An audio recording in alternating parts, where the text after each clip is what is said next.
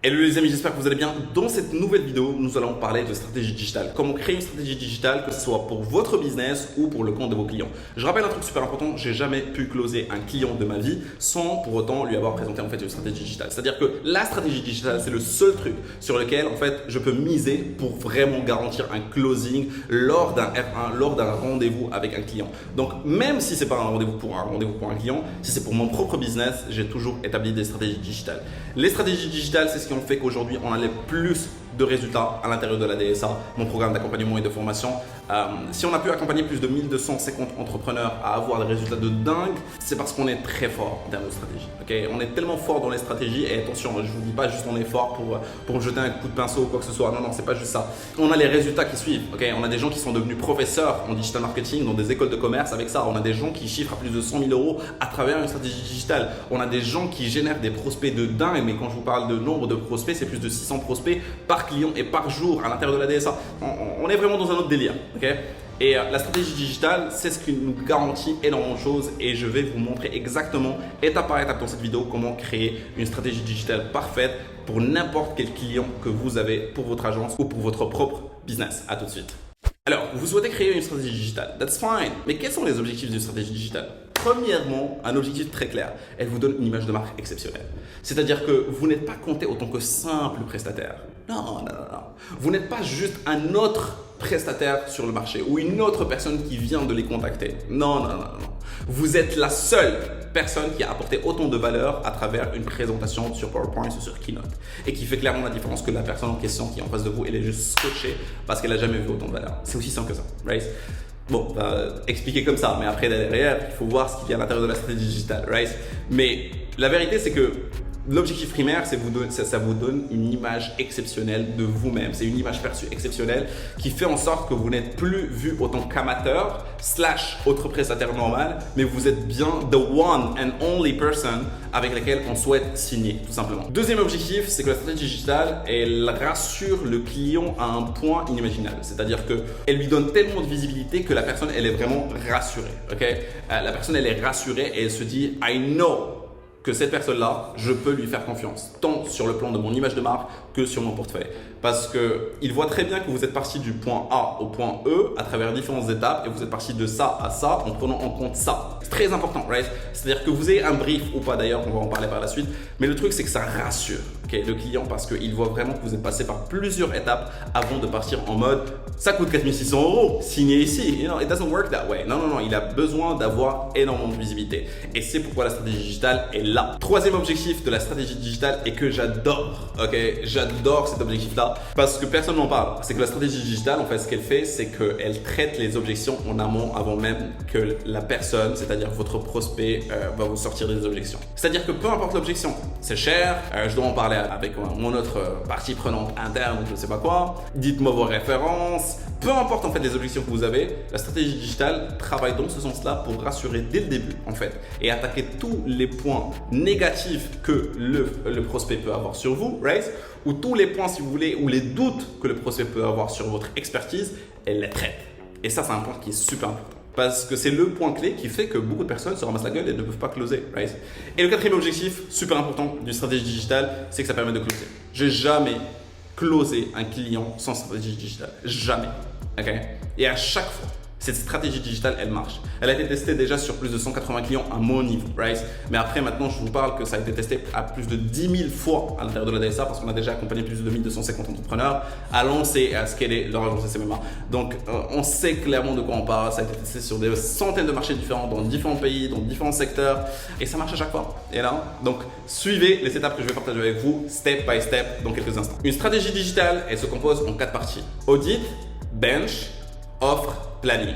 On va partir one by one. Première partie, l'audit.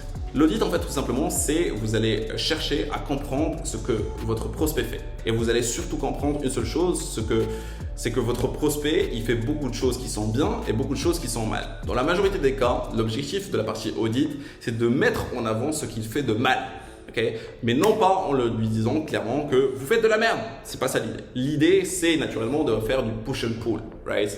C'est-à-dire de faire, j'adore ce que vous faites à ce niveau-là, mais dans cette partie-là, il y a énormément de points à revoir, right? Restez vraiment cool, ok? Parce que l'idée de base, c'est pas juste bonjour, je souhaite votre argent, n'oubliez jamais ça, ok? Intéressez-vous à la personne, mais dans la partie audit, l'objectif est très simple. Vous faites un audit de ses réseaux sociaux, tant sur le plan stratégique, au niveau de ses posts, au niveau de son engagement, au niveau des interactions, les followers qu'il a ou quoi que ce soit, que sur le plan publicitaire, s'il lance ou pas des publicités, d'accord? Après, vous avez toute la partie benchmark, qui est la deuxième étape. Dans la partie benchmark, c'est une étude des concurrents, right? Donc l'étude de concurrents, qu'est-ce qui se passe à ce niveau-là? En fait, vous pouvez choisir soit les 5 concurrents directs, au niveau local, national ou international, mais vous devez être sûr que c'est des concurrents auxquels ils pensent, auxquels ils connaissent, enfin, il connaît leur nom, il connaît qu'ils existent. Parce que s'il ne les connaît pas, ça peut être bien, parce qu'il peut être surpris. Il peut se dire, ah tiens, mais vous pouvez vous ramasser la gueule. Mais généralement, aucun entrepreneur aujourd'hui ne connaît pas ses concurrents, right? Sauf s'il est focus à 100% sur son business, mais tu ne peux pas être focus à 100% sur son business parce qu'aujourd'hui, il y a tellement d'acteurs sur le marché, sur différents secteurs, que vous êtes obligé de comprendre qui sont les acteurs sur ce marché-là avant de vous lancer, en fait, tout simplement. Donc, l'étude des concurrents reprend exactement une sorte d'audit, mais pas pour votre client, mais pour vos concurrents. Là, l'idée de base, c'est vraiment de pousser la chose un petit peu plus loin. C'est-à-dire pour lui, l'objectif, c'est qu'il doit savoir qu'il est vraiment risqué pour lui de continuer, car il y a énormément d'acteurs qui veulent sa place, en fait, tout simplement. Et s'il ne sait pas ça, vous avez déjà perdu, right? Mais s'il réalise qu'il y a énormément d'acteurs qui prennent vraiment son business, que ce soit directement ou indirectement, vous avez gagné cette partie-là. Donc cette partie-là, elle est bien, right? Audit, benchmark. L'objectif de l'audit, c'est qu'il doit savoir que il a beaucoup de points genre qui manquent, en fait, tout simplement. L'objectif du bench, c'est encore, si vous voulez, d'écraser cette partie-là dans le sens où il doit se dire, putain, mais je ne fais rien, en fait, tout simplement. Je laisse tout, toutes les parts du marché, en fait, tout simplement, aux concurrents, right? Et les concurrents, naturellement, ils se servent.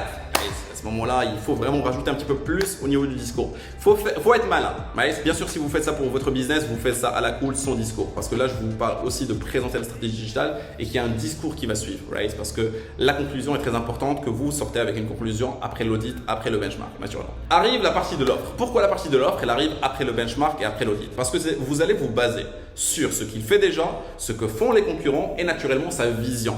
Parce que si vous n'avez pas posé les bonnes questions au début, la vision, son chiffre d'affaires actuel, ses prévisions par rapport au chiffre d'affaires, comment il voit l'avenir en une année, en 5 ans, est-ce qu'il a investi aujourd'hui dans d'autres matos, est-ce qu'il a déjà travaillé avec une agence? Enfin, il y a différentes questions à poser naturellement avant de prendre directement votre rendez-vous, commencer directement à déballer votre sauce. Vraiment, soyez malin dans ça parce que de toute façon, ce genre d'information, il va vous aider même dans la présentation de stratégie digitale et surtout éventuellement à closer, right? Donc, du coup, dans la troisième partie, dans l'offre, si vous avez un brief, Mazel Tov, vous savez exactement sa vision et tout ça. Et vous allez prendre sa vision, vous allez prendre ce qu'il fait de mal, vous allez travailler, vous allez reprendre aussi sa vision et reprendre les meilleurs points des concurrents et vous allez sortir une offre. Mais une offre de dingue, ok? C'est-à-dire que c'est une offre complète, ok? Généralement, à l'intérieur de la DSA, on propose beaucoup du 360. Il y en a qui proposent aussi du paid media. Il y en a aussi qui proposent du paid media maintenant qui shift en 360.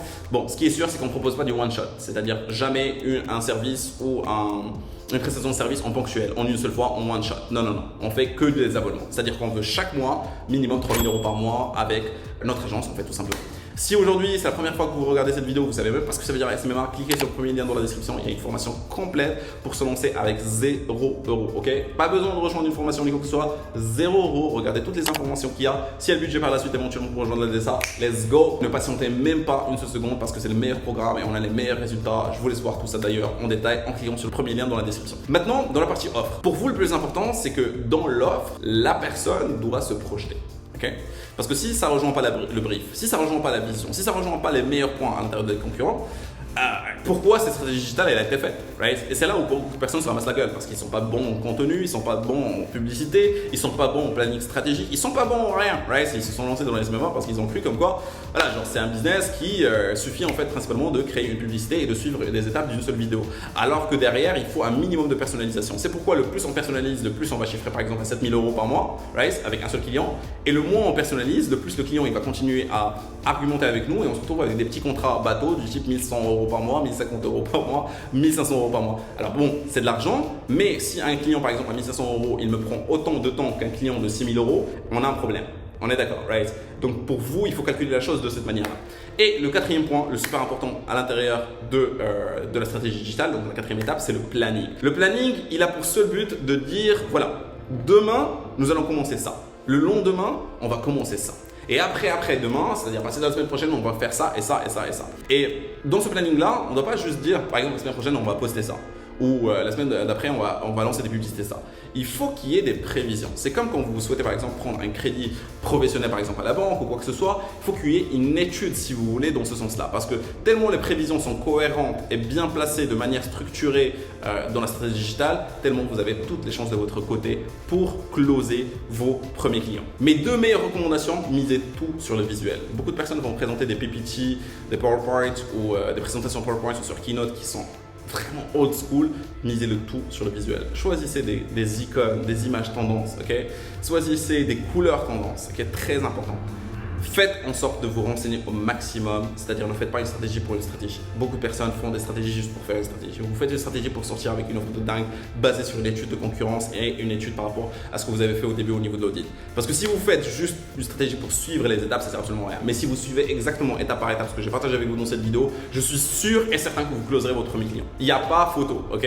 C'est aussi simple que ça. Maintenant, à l'intérieur de la DSA, mon programme d'accompagnement de formation, quand vous allez rejoindre la DSA, c'est très simple. Quand vous allez faire votre stratégie digitale, naturellement, après avoir bouclé les guidelines de l'intérieur de la DSA, les différents programmes, les différentes formations, les différents packs de formation qu'on a à l'intérieur de la DSA, ce qui va se passer, c'est que vous allez me soumettre directement à moi-même votre lead sourcing. Je vais valider avec vous prospect par prospect.